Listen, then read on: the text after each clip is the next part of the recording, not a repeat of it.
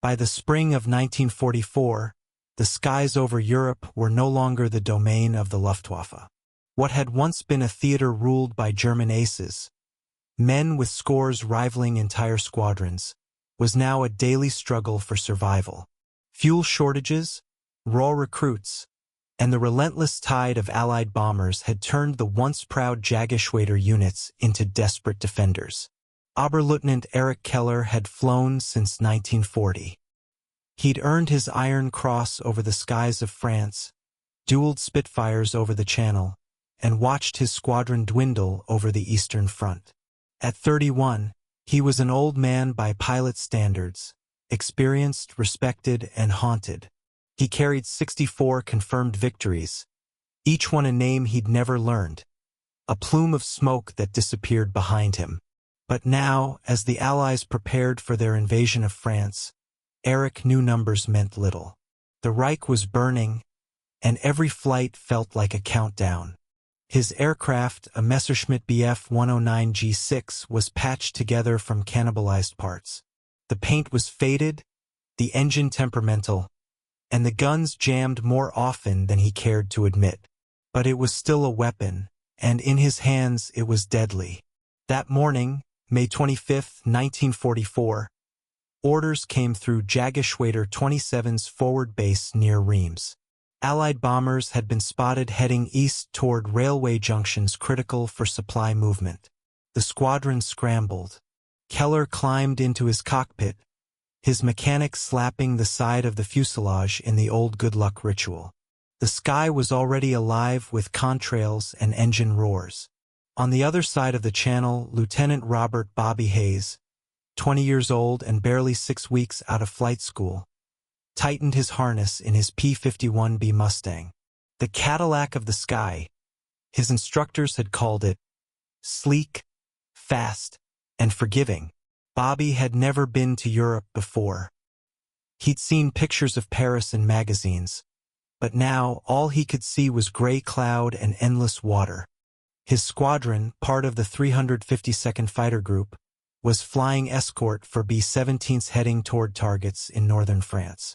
Their orders were simple: keep the bombers safe. Bobby's biggest fear wasn't the enemy. It was getting lost. The sky was massive, and the maps in his cockpit felt like toys. Bobby's P-51 was fresh from the factory, polished silver with a bright yellow nose. The crew chief had scrawled "Miss Dallas" under the canopy, a nod to the hometown Bobby missed more than he'd admit. He'd written letters to his parents every week, promising he was ready, that he'd do them proud. Deep down, he wasn't sure he believed it. At 21,000 feet, the formations converged. Keller and his wingman, Feldwebel Heinz Bach, climbed to intercept. The radio crackled with scattered reports. Bombers at 12 o'clock high, escorts above them. Keller adjusted his oxygen mask, eyes narrowing. The B-17s appeared first, fortresses in tight formation, bristling with guns. He could almost hear the rhythmic thump of their .50 calibers. But Keller wasn't hunting bombers today. His real targets were the silver streaks circling above them, the Mustangs. They were fast, merciless, and flown by men who now outnumbered him 10-1. He thought of 1940, of how it had once been them who hunted. He thought of the old comrades buried in France and Russia, of his commander who'd said, "The sky has no mercy, Erich. Only the lucky live long." Keller adjusted his throttle and turned toward the sun. From that angle, his silhouette would vanish against the glare. Down below, Bobby scanned the horizon. The bombers looked majestic, steady lines of power heading toward the French interior. But something in his gut felt wrong. His flight leader's voice came over the radio. "Bandits, 2 o'clock high, diving fast." Then he saw them, 2 black specks slicing through the sunlight. They came in steep, impossibly fast, leaving faint white trails. "Christ!" he whispered. "They're on us." The squadron split instantly, the Mustangs banking to meet the dive. Tracers cut through the air like comets. Bobby's heart raced. His hands were shaking. He'd trained for this, but training was never this loud, this chaotic, this real. As the Germans dived, Keller picked out one silver P-51 trailing slightly behind the others. Rookie, he thought instinctively. His thumb hovered over the trigger. The sun flashed on his canopy, and for a moment he saw only his own reflection. Gray eyes, thin smile, the ghost of a younger man who once believed in glory. He rolled his Messerschmitt and dove. From the ground, the villagers near Reims would later recall that day as one where the sky itself seemed to be at war. Dozens of aircraft circling, diving, exploding into black smoke and falling aluminum. But for those above, it was chaos stripped of meaning. There was only speed, instinct, and luck. Keller's burst of 20mm shells tore through the air where the Mustang had been a second earlier. The rookie had seen him coming, yanking the stick in a desperate roll. "He's on me," Bobby shouted into his radio, voice cracking. "Brake left! Brake left!" came the reply. He pulled hard, his body pressed against the seat. The G-force blurred his vision. The Mustang screamed in protest as the wings flexed. Keller followed, precise and calm, like a man playing a familiar melody. But something was different this time. The rookie didn't keep running. He looped upward instead, straight into the glare, disappearing for a heartbeat. Keller cursed softly in German. He'd lost sight of him. For the first time that day, Oberleutnant Erich Keller felt the cold hand of doubt on his shoulder. For a moment, the sky was empty, only the faint hum of engines and the distant glint of sunlight on aluminum. Then the chaos resumed. Bobby Hayes' Mustang shot through a thin veil of clouds, his breathing ragged over the oxygen mask. His heart hammered in his chest as he checked behind him. Nothing. No black-crossed wings. No flashes of cannon fire. Just blue and white emptiness. He exhaled sharply, realizing he'd been holding his breath. 2-3 status? His flight leader's voice barked through the headset. I'm okay, sir. Lost visual on one bogey. Think he broke off. There was a pause. Stay sharp, kid. They don't give up that easy. Bobby swallowed and scanned the sky again. He couldn't see the bombers anymore, only the scattered dots of Mustangs weaving in and out of thin vapor trails. He tried to steady his hands, but they wouldn't stop trembling. This was his first real dogfight. His first time someone had actually tried to kill him. Above and behind him, Erich Keller leveled out, his 109 slicing through the thin cloud layer. His altimeter showed a dangerous drop. He'd lost altitude in the chase. For a veteran pilot, that was a mistake. He knew better than to dive after an enemy into cloud cover. But instincts, old battle-hardened instincts, had taken over. Keller cursed under his breath. He hadn't expected the rookie to pull that move. Most new Allied pilots ran when pressed. Few had the nerve to climb straight into the glare of the sun. He checked his instruments. Fuel was low, ammunition half-spent. Bach, his wingman, called over the radio. "Eric, are you clear?" "Ja. One Mustang got away. I'm climbing back to altitude." There was static. Then, "Command says another group is forming near the coast." "Orders." Keller hesitated. The orders were to regroup. But his pride gnawed at him, the one that had slipped away, that green Mustang. He couldn't let it go. "Not yet. Continue west. I'll rejoin after I confirm." "Copy that."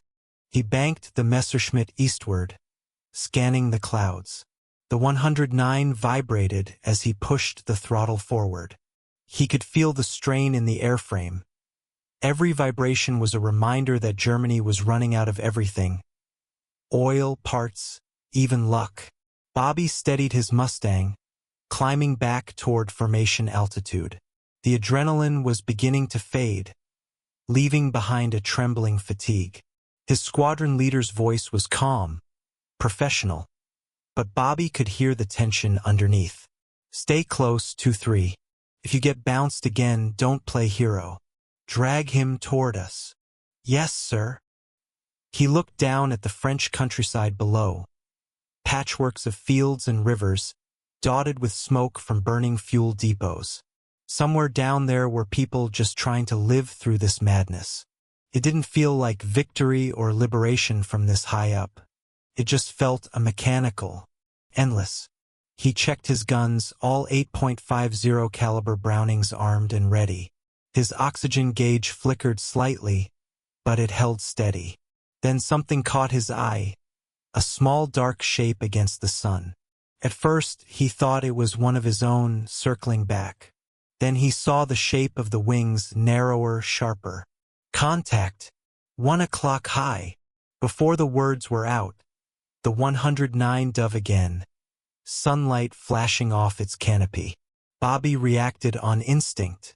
He rolled to the right, dropping into a defensive spiral.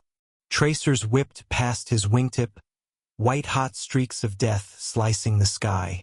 Keller gritted his teeth, closing in.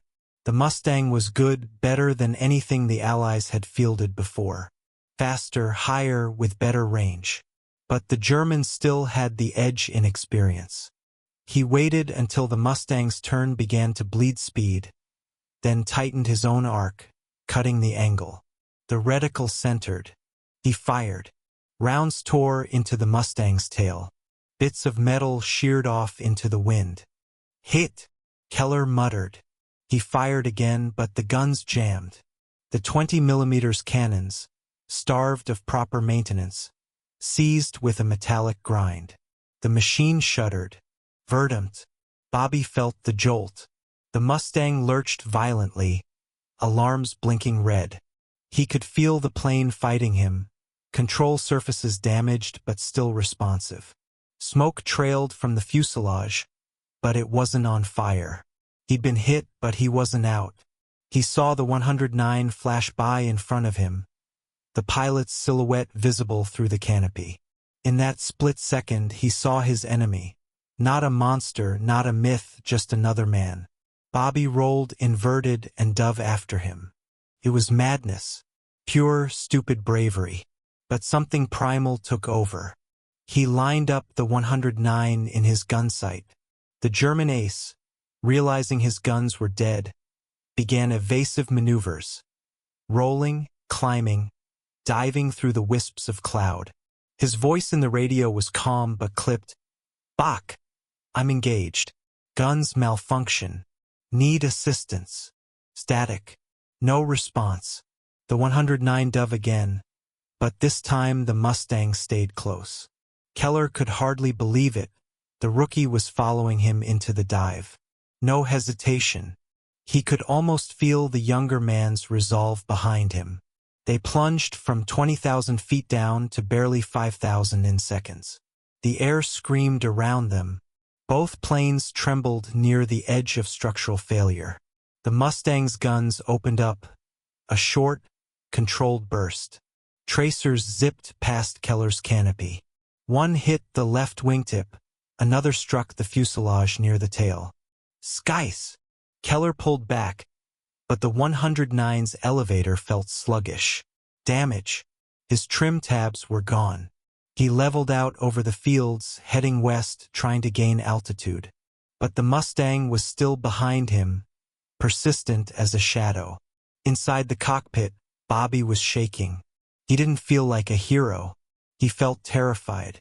His brain screamed, don't overshoot, don't stall, don't die.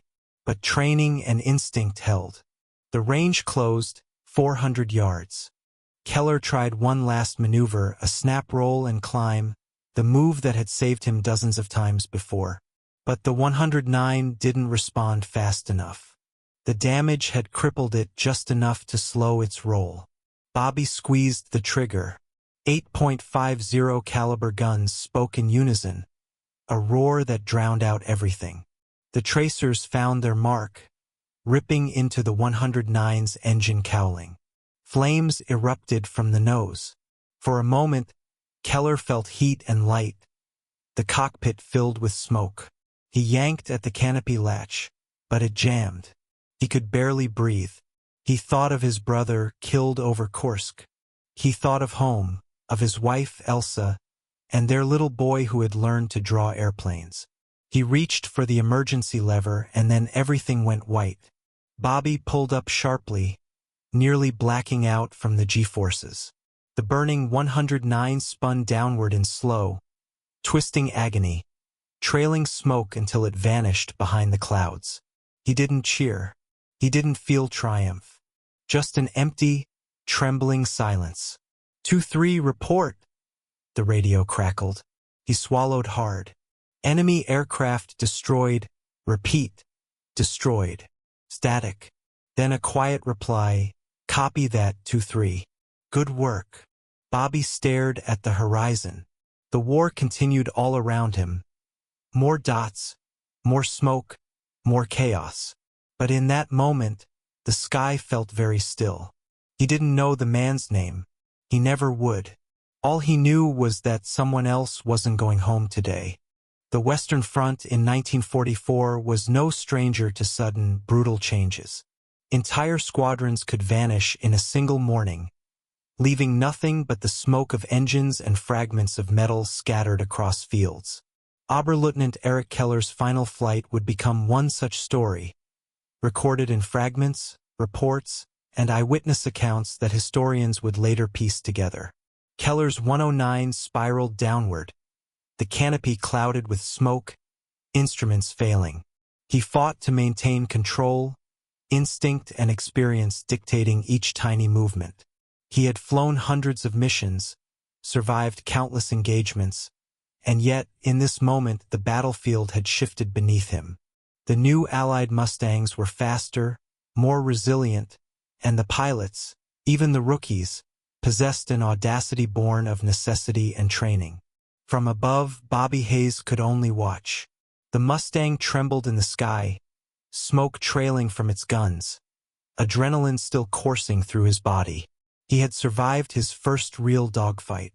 He had downed a legendary ace, and yet the victory was hollow.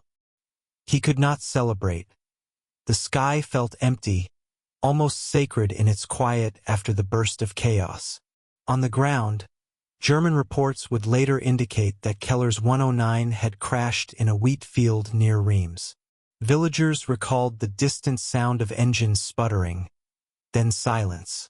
Farmers arrived to find the wreckage smoldering, the plane a twisted silhouette against the early morning sun. There was no heroism in the aftermath, only the stillness of loss, the evidence of a man who had fought bravely until the very end. Keller's comrades at Jägerschwader 27 received the news through static-filled radio updates. The squadron commander's tone was measured but heavy. Erich Keller, engaged enemy Mustang. No survivors. The words carried an invisible weight, a reminder that no matter experience, skill, or reputation, the war had changed the rules of the sky. The ace who had once dominated the channel, outmaneuvered Spitfires, and survived the Eastern Front was gone. Back in his Mustang, Bobby maintained his position above the bombers, but the encounter replayed in his mind. He remembered the precision of the Germans' maneuvers, the calm efficiency with which Keller had calculated angles and speed. He was no longer just a rookie. The sky had tested him, and he had survived by a combination of luck, training, and instinct. But with that survival came the awareness that war was not about glory. It was about the fleeting moments that separated life from death. Historians reviewing mission reports from that day note the impact of the encounter. Keller's loss, though a single aircraft among many, had symbolic weight. The Luftwaffe, already stretched thin, could ill afford to lose experienced pilots. Each ace lost reduced both morale and strategic capability. Allied commanders, observing reports of Luftwaffe losses, noted the rising skill and confidence of newly trained American pilots. The shift in air superiority was no longer theoretical. It was observable, measurable, and lethal. Bobby's squadron returned to base that evening, Mustang wings reflecting the setting sun. The airfield was quiet, a stark contrast to the chaos of hours before. Mechanics hurried to inspect returning aircraft, while officers debriefed each pilot. Bobby recounted the engagement with a mixture of awe and self-doubt. He described the German aces' tactics, the split-second decisions, and the overwhelming sense of precision he had faced. His commanders nodded, understanding the significance of a rookie standing toe-to-toe with an enemy veteran and emerging alive. Meanwhile, in Germany, news of Keller's death reached his family. Letters had been written, telegrams sent, but nothing could capture the absence left behind. His wife, Elsa, would keep a photograph of him in his uniform, the edges worn from constant handling. His son, barely 5 years old, would grow up knowing only stories of his father's courage in the sky, not the full truth of war's arbitrariness. The engagement also left a mark on tactical doctrine. American pilots, encouraged by reports of rookies confronting seasoned aces, were given greater autonomy in dogfights, supported by robust escort strategies. Luftwaffe reports highlighted the need for improved coordination, fuel management, and mechanical reliability. The encounter between Keller and Hayes became a case study in both American and German circles, a microcosm of the evolving air war over Western Europe. For Bobby, the lesson was visceral. Survival depended not only on machine and training, but on intuition and courage under pressure. He would later write in a personal diary, "I thought I was lucky. I think Erich Keller made me lucky. The sky doesn't care about names or medals. It only cares who moves first and who survives." The reflection captured the duality of war, respect for a fallen enemy, and the stark reality that each encounter was a matter of life or death. Back in the fields near Reims, the wreckage of Keller's 109 remained for days. Allied reconnaissance units photographed it. German units retrieved whatever salvageable parts they could. The debris was catalogued, a small note in the vast ledger of loss. Yet for historians and enthusiasts decades later, the story of the ace who faced a rookie and never returned would symbolize a pivotal shift: the declining dominance of the Luftwaffe, the rise of American air power, and the individual human drama within the massive machinery of war. Keller's colleagues would remember him not only as a skilled pilot but as a mentor, a tactician, and a man who embodied the old traditions of the Luftwaffe. His absence marked the end of an era, the final chapter of a generation of pilots who had been forged in earlier wars, now overwhelmed by the relentless pace of modern aerial combat. For Bobby Hayes, life continued at a different pace. He flew more sorties, engaged in more dogfights, and saw comrades fall around him. Yet, the memory of Keller's precision, of the respect due to an opponent, remained etched in his mind. Every maneuver, every encounter thereafter carried echoes of that morning. He would never forget the moment when a rookie pilot, thrust into the skies of Europe, faced a legend and survived. The war did not pause for reflection. The skies over Western Europe continued to roar with engines, tracers, and explosions, as both sides pressed their relentless campaigns. Yet, the engagement between Oberleutnant Erich Keller and Lieutenant Robert Hayes remained a quiet but significant episode in the broader sweep of the air war. For Bobby Hayes, the days following that encounter were marked by introspection as much as by action. He returned to the airfield, climbed into his Mustang, and conducted routine patrols, but his thoughts often drifted back to the German ace. He did not know Keller's name at the time, only the skill he had witnessed and the inevitability of the man's fate. Yet, in private writings and later interviews, Hayes described the encounter as formative. "You learn quickly that the enemy is human, that he fears, hopes, and fights just like you. Facing him changed the way I thought about combat, about responsibility, and about survival." Bobby's reflection mirrors a broader truth of aerial warfare. Even amidst the chaos, there was respect. The aces, the rookies, the veterans, all were bound by the same sky, the same rules of physics and machine, and the same stakes. In many ways, it was this shared experience that defined the air war more than victory or loss. Back in Germany, news of Keller's death traveled through official channels, but also through hushed conversations among pilots and officers. Letters and reports documented his final mission, praising his skill, calm under pressure, and courage in the face of a shifting battlefield. Yet, these accolades could not mask the broader reality. Germany was losing the war in the air. Experienced pilots were scarce, aircraft production strained, and fuel shortages hampered even routine sorties.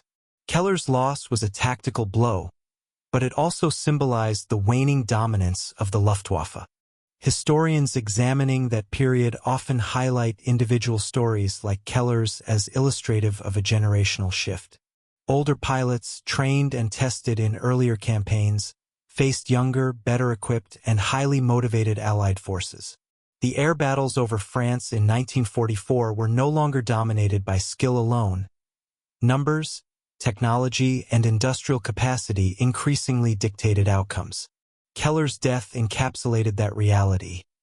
The ace, unmatched in experience, defeated by a rookie empowered by superior machinery and training. The crash site itself became a temporary landmark for both sides. German recovery teams attempted to salvage what remained of the 109, while Allied reconnaissance mapped the location for intelligence purposes. Photographs and field reports documented the event, and decades later, these same documents would serve as source material for historians, analysts, and aviation enthusiasts seeking to understand the tactical evolution of the Western Front. The engagement's significance extended beyond the immediate tactical context. For Allied pilots, especially rookies like Hayes, it demonstrated that audacity, combined with rigorous training, could overcome experience. Pilots learned to trust instincts, to remain calm under extreme pressure, and to respect the capabilities of both friend and foe. For the Luftwaffe, it reinforced the urgent need for coordination, mechanical reliability, and the preservation of experienced personnel, lessons that came too late for many units. Years after the war, Bobby Hayes returned to Europe, visiting former airfields and memorials. He recounted his experience to historians and in interviews, emphasizing the humanity behind the conflict.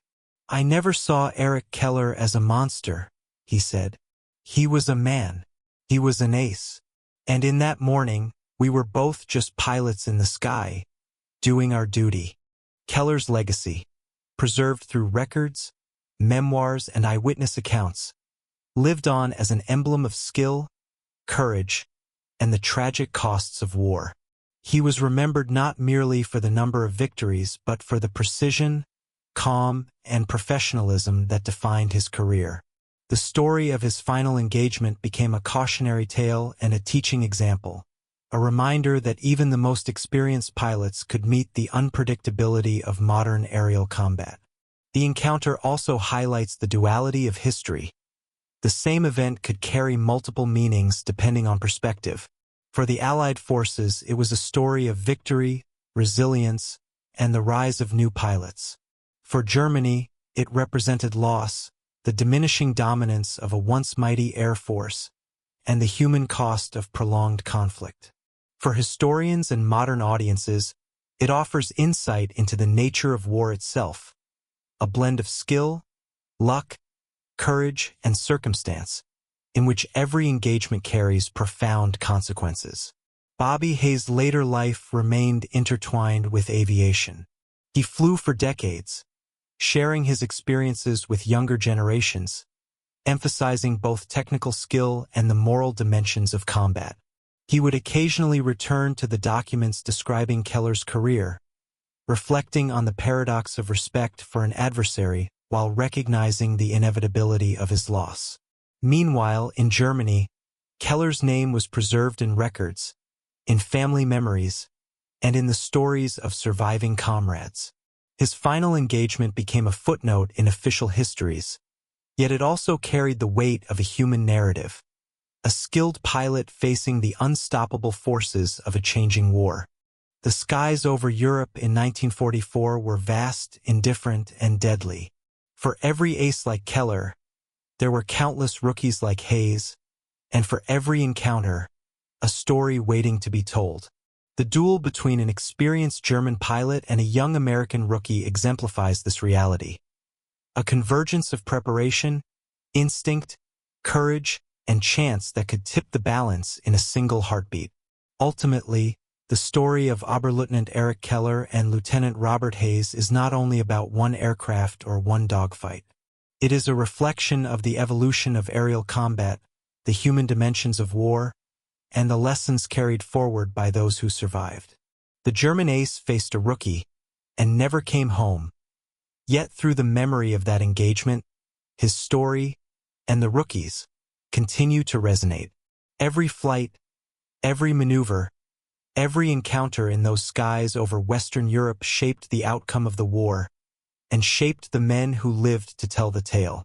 The war may have moved on, but the memory of that morning, the split-second decisions, and the silent respect between adversaries remain. A testament to the skies that once bore witness to courage, skill, and the fragile line between life and death.